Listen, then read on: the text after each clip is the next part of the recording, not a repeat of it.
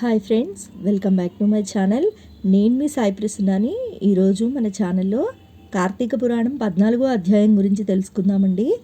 అంతకంటే ముందుగా మన ఛానల్ని ఎవరైనా ఫస్ట్ టైం చూస్తున్నట్లయితే ప్లీజ్ సబ్స్క్రైబ్ చేసుకోండి.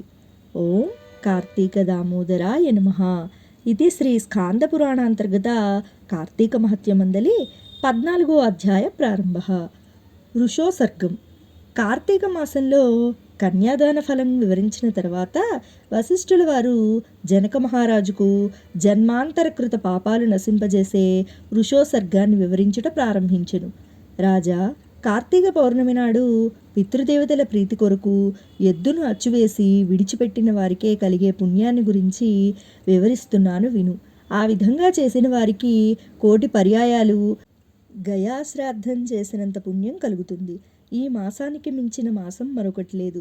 పితృదేవతలు పుణ్యలోకాల్లో ఉన్నప్పటికీ మన కులంలో పుట్టినవారు ఎవరైనా కార్తీక పౌర్ణమి నాడు నీలవర్ణం గల ఎద్దును అచ్చువేసి విడిచిపెట్టినట్లయితే దానివల్ల మనకు తృప్తి పొందుతుంది అని పితృదేవతలు సదా కోరుకుంటుంటారు.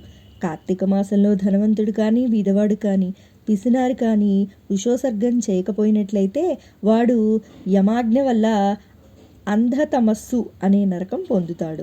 ప్రతి సంవత్సరం పిండదానం వల్ల, గయాశ్రాద్ధం వల్ల, ప్రత్యాబ్ధిక శ్రద్ధం వల్ల, పుణ్యస్థలాలకు యాత్రలు చేయటం వల్ల, అమావాస్యలో తర్పణాలు విడవటం వల్ల, మహాలయ శ్రాద్ధం వల్ల ఎంత పుణ్యం కలుగుతుందో అంతకంటే ఎక్కువ పౌర్ణమి నాడు చేసిన వృషోసర్గం వల్ల కలుగుతుంది.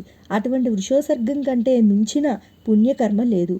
ఇది గయాశ్రాద్ధంతో సమానమని పెద్దలంటారు.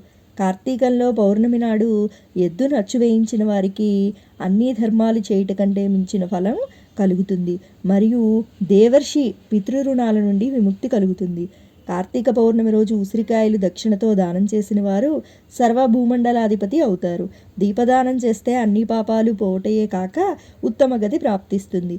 కార్తీక పౌర్ణమి నాడు ఈశ్వర ప్రీతి కొరకు శివలింగ దానం చేసిన వారు భూలోకంలో సుఖాలు అనుభవించిన తదుపరి జన్మాంతరంలో సార్వభౌముడు అవుతాడు.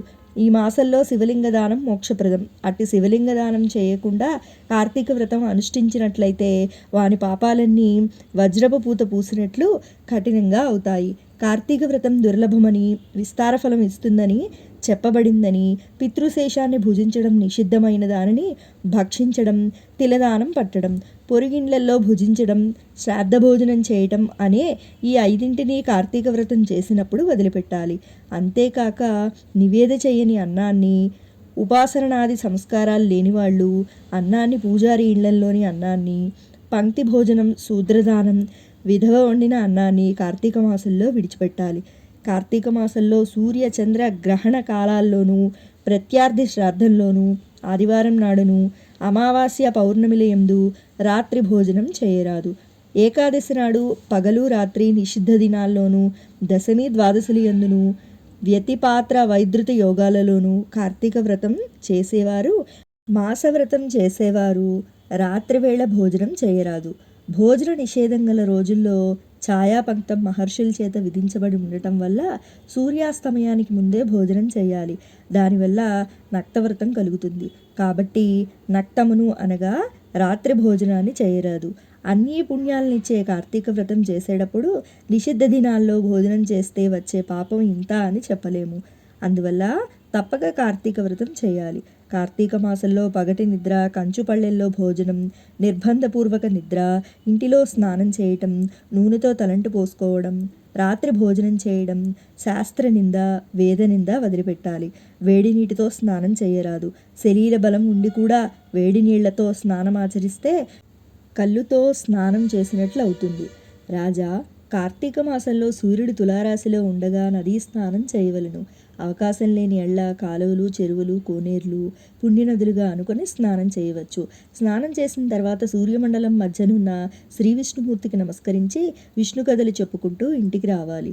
సాయంకాలం సంధ్యావందనాలు, సాష్టాంగాలు చేసుకొని కాళ్ళు కడుక్కొని ఆచమనం చేసి ఈశ్వరునికి కర్మోక్త ప్రకారం షోడశోపచార పూజ చేయాలి.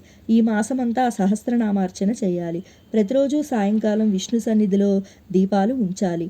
పీనాసిధనం చూపక తన యథాశక్తికి బ్రాహ్మణులకు దక్షిణ తాంబూలం ఇవ్వాలి.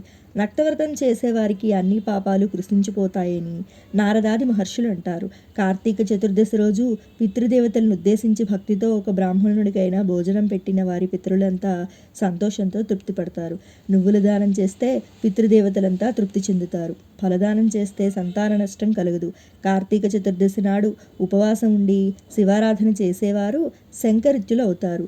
పరమ పవిత్రమైన ఈ అధ్యాయం విన్నవారికి పాపాలన్నీ నిస్సంశయంగా నశిస్తాయి.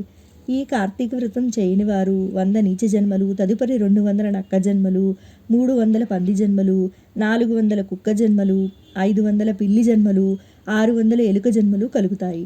కార్తీక వ్రతం చేసేవారికి 15 జన్మలకు ముందే ఆ పుణ్యప్రభావం వల్ల తన నిమిత్తం వృత్తులను చేర్చుకునుము. మరు జన్మలో జ్వాలావర్తుల సంయోగం లభిస్తుంది. కార్తీక ద్వాదశి నాడు తన పుణ్య శరీరమున విష్ణువు సన్నిధానంలో మహా గొప్ప జ్వాల కలుగుతుంది. జన్మాంతరంలో దివ్య శరీరం దాల్చి విష్ణులోకాన్ని పొందుతారు. ఈ నెలంతా వ్రతం చేయనివాడు ద్వాదశి నాడైనా వ్రతం చేసి ఉత్తమ దీపం వెలిగించడం వల్ల విష్ణు సాయుధ్యం పొందుతారు. ఇది శ్రీ స్కాంద పురాణ అంతర్గత కార్తీక మహత్యమందలి 14వ అధ్యాయం సంపూర్ణం. ఓం కార్తీక దామోదరాయ నమః. ఈశ్వరుడి కృపాకటాక్షలు మనందరిపై ఎల్లవెళ్ళా ఉండాలని మనస్ఫూర్తిగా కోరుకుంటున్నానండి. సర్వే జన సుఖినో భవంతు. సర్వే సృజన సుఖినో భవంతు. ధన్యవాదాలు.